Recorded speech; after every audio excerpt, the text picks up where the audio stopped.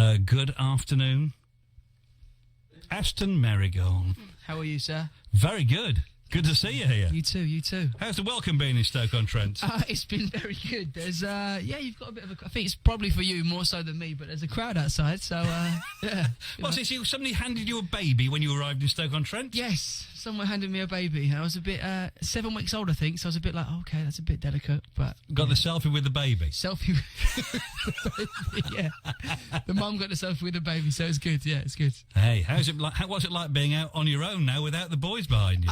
Do you know what? That's probably the weirdest part, because then everyone swarms now around me, whereas before it was like, right, some would break off and then go for other people and for the other boys, obviously, and but now it's just me. So that's the weird part, but it's good. It's exciting, and the fact that they're still there and supporting is the main thing. Yeah. How long? Just stand a little bit further back from the microphone. That'd be great. Okay. So how long has it been since the boys called it a day? How long? It's been 18 months since our farewell tour. So yeah, 18 months. I mean, can you believe? I mean, I was thinking about this because you become an overnight success, which, in fact, you had been working at this for quite a while. Actually. Yes. Yeah. But in the public's view, you've become an overnight success. Exactly. Yeah. What's it like? You go on the big show, the X Factor, and you get lucky there, and then it never stops, does it? Never stops. Never. But to be fair, it stops when you want it to stop.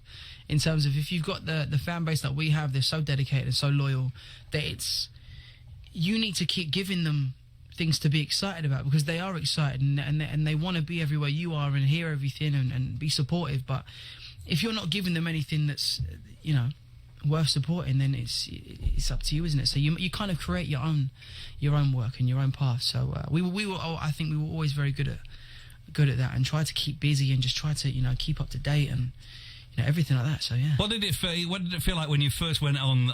It's a long time ago now. How long ago was it? 2008. Okay, you went into the audition to do the X Factor. Yes. But do you remember that day? Oh, clean as anything. Yeah, it was. Obviously, the judging panel then was Cheryl, Danny Minogue, Lou Walsh, and Simon Cowell. And I remember just walking in, and what you obviously don't see on TV is you sing 2 songs. So we did our first song, and they were like, "Oh, great, guys, great. But have you got anything else?" We were like, "Oh, maybe they didn't like the first one." Sang the second one, then it was full of praise, and we didn't actually know this until we actually saw it on TV, that Simon had turned around on camera after we had left the room and just said, "Wow, that could be the group to win this competition." And we were like, obviously watching that back on TV, we was just like, "Wow, that's amazing." But yeah, looking back, it was so quick, but just remember everything. And remind us, was it do you do that in a room with them, or was that with the big audience? Yeah, that was just us and the 4 judges in the room, apart from obviously the camera crew. But that was just the face to face. We were the last year to do that, and then they moved it after that, obviously, to the arenas and just changed up the show. So we were the last of the batch. And on that sort of, they always talk about the journey, but it really is a journey, isn't it? It's a proper boot camp into the industry, which you can't really ask for a better way, to be honest, because we were trying to break into the industry a few years before we went on the actual show itself, and we learned more in that 3 to 4 months than we did the whole time we'd ever been trying to break into the industry. So it was it was a great way to learn. Were you pinching yourself because it was a very successful run you had on X Factor? Oh, proper pinching ourselves, and I think that's set me up nicely for now. Now I'm very aware of surroundings, and in the studio I'm very aware, and just I've learned to enjoy it a lot more now, and more so, and just be take pictures and just really create memories that I can look back on, because obviously it's important to do that. So can you remember a time before the fame? It's been quite a long time now. You've been pretty famous. Yeah, I do. I definitely remember it, and for the pure fact of remembering that, I think it's the people you keep around you, and it keeps you humble, and it keeps you hungry more so than anything else, and you kind of keeps you wanting to constantly improve and want to work every day. Now we were talking a little bit on about it being an overnight success, but in actual fact, you'd been working at this game for quite a while. Yes, years, hadn't you? For many years. Many years, yeah. You were on a reality TV show before. I was on, a kids TV, and you did Stars in Your Eyes. Stars in Their Eyes, I did Stars in Their Eyes as well, kids. Everything since I left school, really. It was probably from about the age of it's not left school, but during school, 13, 14, just wanted to do it and was just kind of got the bug for it. And ever since then, just tried to work my way in any way I could, and, you know, landed the kids' TV jobs and the, you know, Stars in the Rise, as we said. And after that, it was just more so me trying to break into a broader audience, you know, than just kids' TV. It was like, okay, I need to leave kids' TV to try and really captivate. And so, how did you all the guys meet anyway? We actually met through mutual friends, and from then on in, it was a bit like, okay, do you want to join a band? Yeah, of course I'll join a band. Why not? You know, I'm not really doing anything right now. And from there, what was a hobby and what was going to start out as a hobby really became serious for us. And we were rehearsing like 5 times a week, and didn't have anything at all to rehearse for. Like, we were just rehearsing because we enjoyed, you know, rehearsing with each other and getting ready for a gig that might just come one day. And, you know, it came, and we were ready. Who wrote out the? It might have been an application form in those days. Who wrote out the application form? No application forms needed. No contracts in that sense. Then it was just, you know, good old fashioned handshake and just like, right, let's get down to business and do it. Yeah, but so who said let's do X Factor? It was a weird one, because we were actually going to meet at rehearsals, and it was 2 and 2 at the time, travelling to rehearsals. And we had basically been talking to one of the boys' family members at a family party the week before, and they basically said, "Oh, you lot should just out there, oh, you should go on the X Factor, just do it. You know, you're young boys, you've got your career ahead of you, you might as well just try it." We were like, "Oh yeah, maybe we might try it. We've got meetings next week and all this." On the way to like 2 and 2, literally there, everyone was somehow subconsciously thinking about it. Yeah.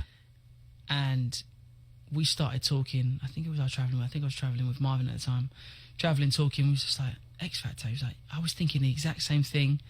Got to rehearsals, we were like, boys, got something to say. I was like, hold on, before you say it, we want to say, like, we've been talking, we think we should do X Factor. And he was like, that's exactly what we were going to say. So it was weird. We were all so in sync at the time that, you know, we just feel it was destined to kind of, you know, go where it went, because we were literally so in sync at the time. Yeah. Well, like you cry like a baby on X Factor, didn't you? Oh, listen, you had to. I was young at that time as well. I was 19. I was going into this big bad industry of and TV land, and it was just like, it all got too emotional. And then it was just like, they would ask you certain questions, you know, literally about the family, and we're like, would they be proud, and what was it? And they would really dig in deep and ask you some things, and you'd be like, it's really hitting home now, and it's okay. Can I go? If I make you cry now, that's great, is it? I mean, I've grown up a little bit now. There's no chance. I'm a bit thicker skinned now, to be honest. So it take a lot more now to make me cry. Hey, we want to hear about the new song, because it is. I love it. Thank you very much. Thank you so much. We're going to stick it on in just a minute. We've got a bit of travel news coming up. Yes, of course. Listen, I need and okay, have a rest. Okay, James Watt, BBC Radio Stoke, formerly of JLS. It's like a breakup, that, isn't it? I know. Yeah, exactly. It's this way it's done now. Yeah, I know. It's done and dusted. That, but it's the new thing. Your new song, Get Stupid. Yes, it is. Tell us about it. Get Stupid. It's do you know, when people hear that and they hear that's the name of the single, they get a bit like, oh, that's probably more negative than it is positive. But it's a terminology not really used over here as much, but I use it a lot with my friends, and it's just about letting loose and being free. Not so much exactly like getting stupid, but it's, you know, let's have a good time. Let's, you know, paint the town red, whatever you want to call it. It's that version of that is Get Stupid for me. You know, hit 5 o'clock on a Friday evening, the weekend starts, Get Stupid. You know? Okay, let's stick it on. I particularly like I like a song with a good start. Perfect. Here we go. Let's do it. There we go. Get stupid. I'm going to say stupid. Aston Merrygold. We've got Aston Merrygold, formerly of JLS, on right here, right now, here at BBC Radio Stoke in the studios. Welcome along. Yes, thank you for having me. Thank you. The video to that, which I've seen, is what is number 1 in the sort of iTunes video thingy chart, or it's been seen millions of times. It's there. It's holding up the spot. It's good. Where did you record that? Did you record that at the Potteries shopping centre around the corner? No, no. That was done in it's actually, because it's quite a retro mall in itself. It was done in LA, so we found this mall in Los Angeles, which was amazing. So we flew all the way over there and just kind of took over this mall, and just flew over to LA. Just flew over there. Are you listening to yourself? No, not at all. Because I was going to make a pitch, because I love the song, and it's got that good sort of retro-y feel, but it's modern and retro and all, and it's got everything about it. We were talking about it while we were playing the song. And you got lots of crazy characters in the video. Yes. Okay. I reckon you could. Can I sign up to get in your next video? Why not? Yeah, why not? Yeah, sign up to get in your next video. Why not? Yeah, why not? Yeah. Yeah, what are you thinking? Well, because I'm a bit older than you. I could maybe play your dad. I don't know, or what? I could play a retro DJ. Retro DJ. There you go. I'm thinking that that could work for the next one. Okay, he's got a deal here. Oh, but I'm listening. If you're up for it, then why not? Come on down. Okay. You know where I am. So when JLS broke up 18 months ago, it's a sad day. It was a sad day. It was. There's a lot of tears that day. Yeah. A lot of tears. Who said? Who brought it up? Oh, what on that day? Who? I was going to say. No. Who brought up the idea that? Okay, let's. It was actually another party, and like it was our lawyers and management solicitors were like, "You're coming to the end of your album term," which was crazy. Do you know what I mean? 5 albums in, we were like, "Oh, okay, we're coming to the end of it," and everyone, I suppose, in their lives was. Everything was personal lives was just turning a little bit. Like people starting to have families and marriage, and kind of bleeding off into other things in terms of some TV work and other bits and stuff like that, even myself included. And it came to a natural